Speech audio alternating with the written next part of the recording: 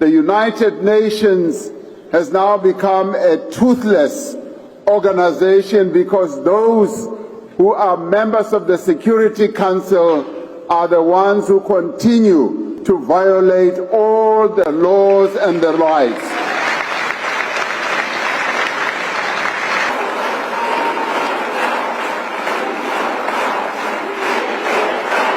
Yes, the IMF and the World Bank must also be reformed. It cannot be institutions that continue to represent Western interests only. So the reform must be comprehensive. Before we proceed, it is important to note that this is a speech delivered by President Cyril Ramaphosa of South Africa in Spain. For better context and understanding, let us now listen to the address. Thank you. Thank you, comrades and friends, compañeros. Let me start off by thanking President Sanchez for inviting me to be part of the earlier meeting and also to be part of this rally, and also to thank the organizers of this rally. And I extend my greetings to the various leaders who are here, coming from South Africa, from the southern tip of the African continent. It feels like coming home once again, and thank you for welcoming us here.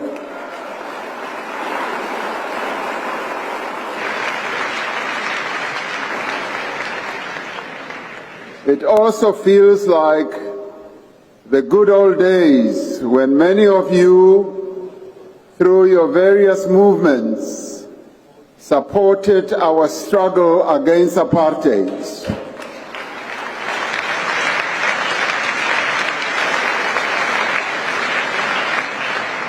I'm also here to extend our gratitude for the titanic struggles that you participated in to end apartheid, which was declared a crime against humanity. So we thank you and thank you and thank you once again.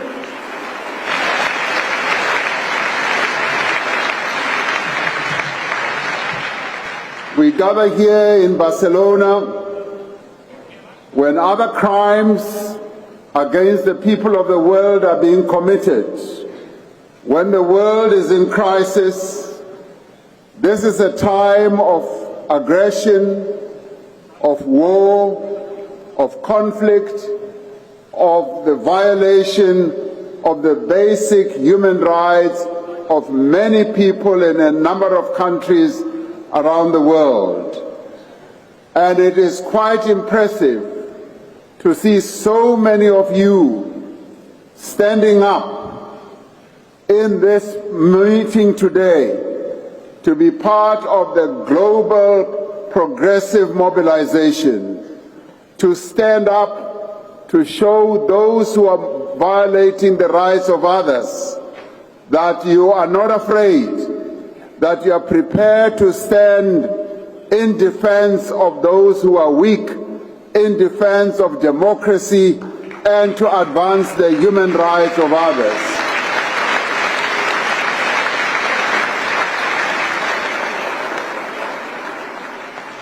The laws and the norms that have long defined relations between nations are willfully violated. Institutions of global governance are being undermined and mercilessly repurposed. The United Nations has now become a toothless organization because those who are members of the Security Council are the ones who continue to violate all the laws and the rights.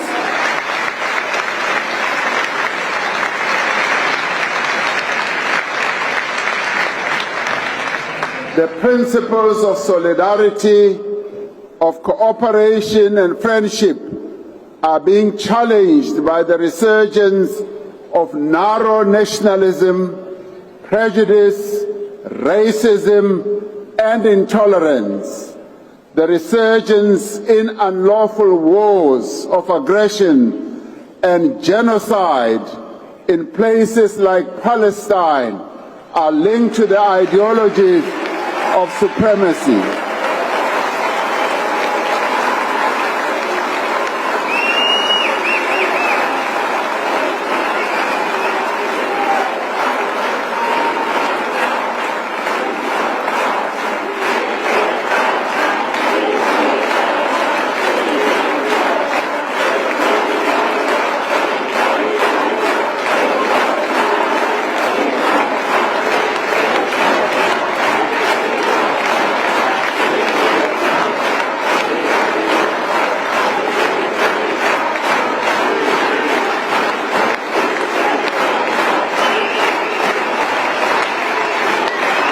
Thank you.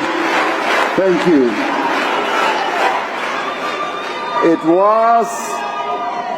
It was to challenge this notion of supremacy that South Africa took the initiative to take the State of Israel to the International Court of Justice.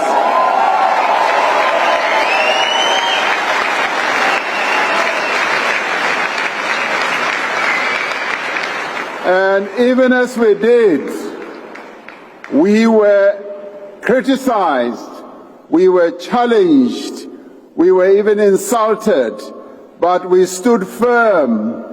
The reason we stood firm is that the father of our democracy said to us, our own freedom as South Africans will never be complete until the Palestinians have won their own freedom.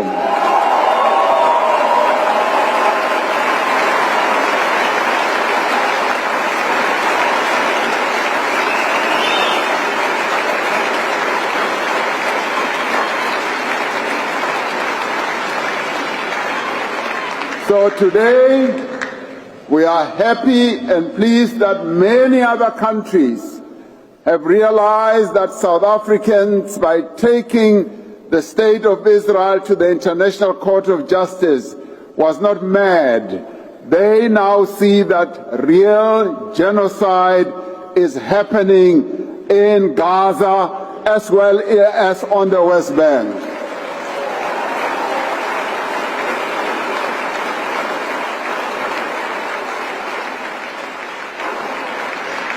And now, illegal wars are being waged against other countries where thousands and thousands of innocent people are being killed with bombs, with drones, and yet all that should be going towards building hospitals, towards building schools, rather than killing innocent people.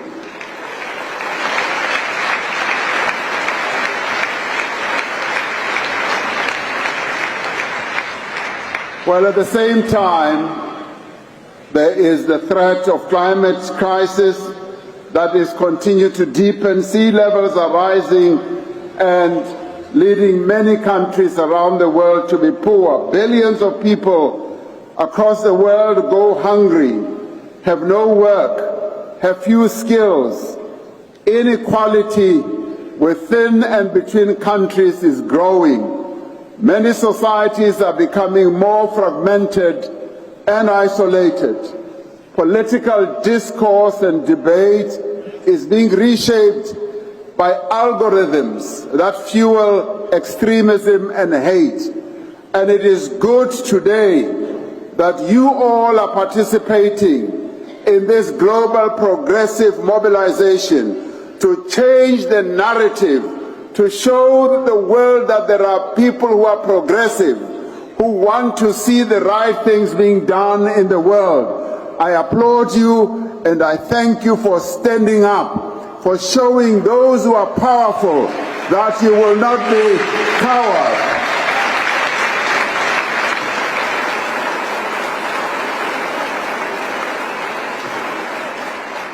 This may be a time for crisis, but it is not a moment of doubt or despair. This is a moment for action. This is a moment for mobilization. This is a moment for renewal. For most of us alive today, there's never been a more important moment than now for global progressive revival. A revival that is confident in its values, clear in the purpose of its beliefs, and united in its resolve. This moment of severe crisis is at the same time a moment of unique opportunity. It is an opportunity to galvanize, to bring together the forces of progressive change, to forge a new path of peace, democracy, and social justice. This is the time that we must never waste. This is the time that we must embrace.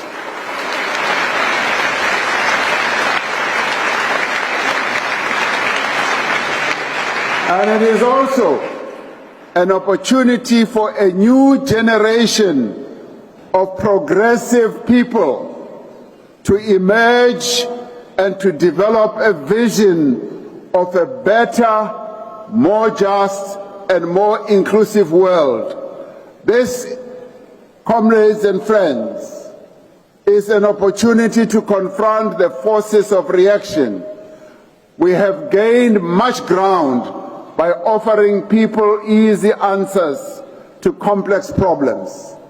They have exploited legitimate grievances about jobs, about security, about identity, and they have redirected people's fears and anger towards the most vulnerable.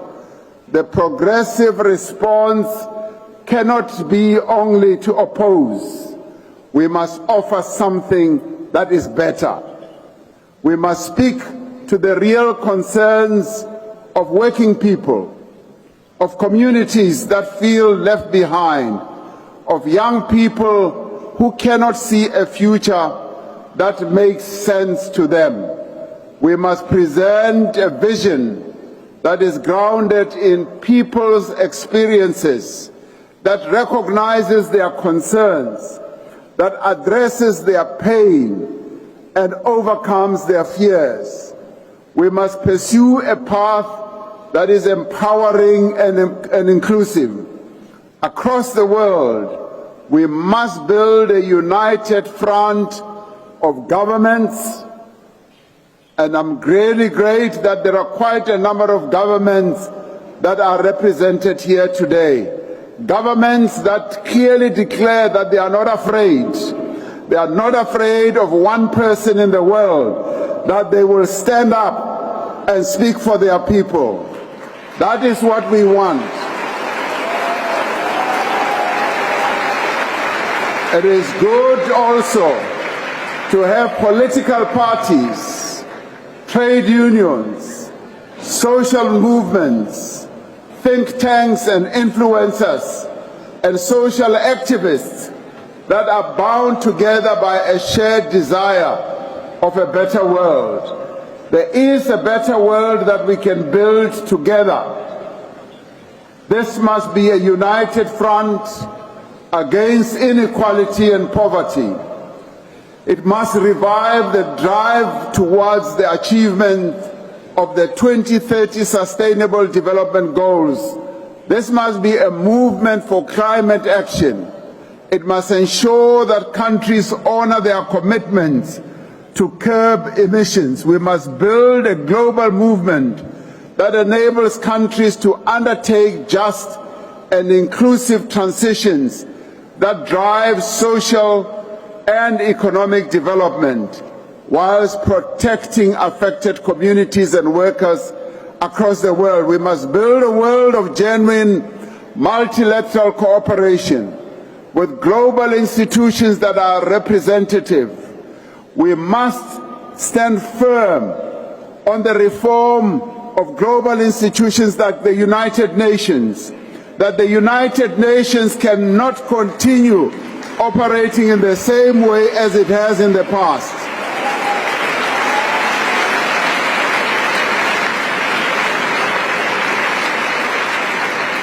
We have many countries that should be represented in the United Nations Security Council. We have the whole continent of Africa with 1.4 billion people. It's not represented. We have Latin America. We have big countries like Brazil. We have big countries like India. We have big countries around the world that must be represented and have a voice. So we must advance peace through diplomacy, through dialogue, through multilateral organizations, and not have a few countries that are going to have a veto vote and block everything that talks about progress in the world. We must also address uncomfortable issues such as the debt burden that holds back many developing economies. We must reform the financial architecture of the world and close the financing gap for development. Yes, the IMF and the World Bank must also be reformed. It cannot be institutions that continue to represent Western interests only. So the reform must be comprehensive.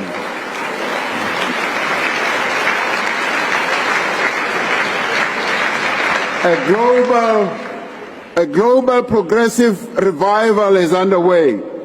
Your presence here speaks to that. In far-flung communities, in social formations and political parties, on university campuses and factory floors, on social media and across the airwaves, the clamor for progressive change is growing. And today here in Barcelona, this gathering in Barcelona provides greater impetus to this revival. I am certain that as we leave here today, we will leave more united, with a more cohesive voice, more purposeful, and more determined than ever when we arrived. So I leave back for Africa encouraged, elated, knowing that the people of Gaza, the people of Palestine, the people of Sudan, the people of Africa, yes, the people in the Middle East, do not stand alone. They have your support. Thank you very much. Thank you.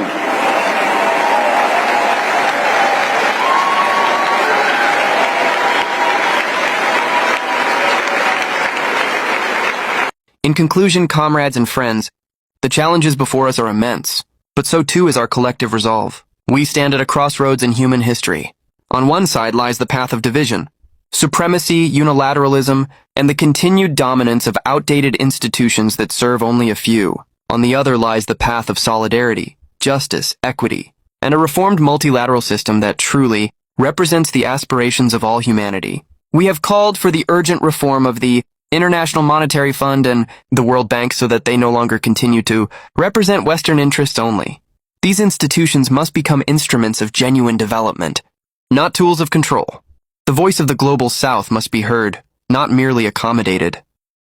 A more representative United Nations Security Council, fairer global trade rules, and meaningful climate finance are not optional. They are essential for a stable and peaceful world.